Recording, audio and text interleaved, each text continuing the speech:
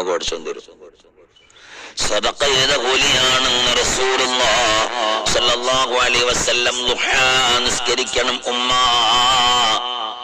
ഒരാ ഹബീബാനബി തങ്ങൾ പറയുന്നു, മൻ ഹാഫള അലാ ശുഫഅത്തിൽ ദുഹാ ഗുഫിറത് ലഹു ദുനൂബുഹു വഇൻ കാനത് മിസ്ല സബദിൽ ബഹരി.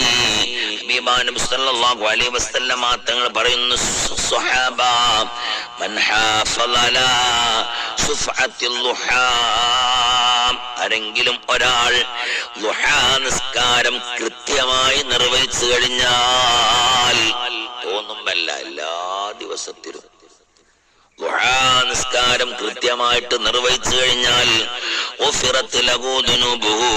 അവന്റെ ദോഷങ്ങളൊക്കെ പൊരുത്തപ്പെട്ടങ്ങ് കൊടുക്കുന്നതാണ്.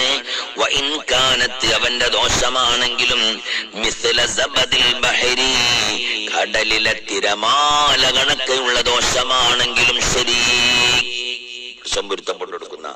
എന്താണ് തിരമാല കണക്കുള്ള ദോഷം എന്ന് പറഞ്ഞാൽ?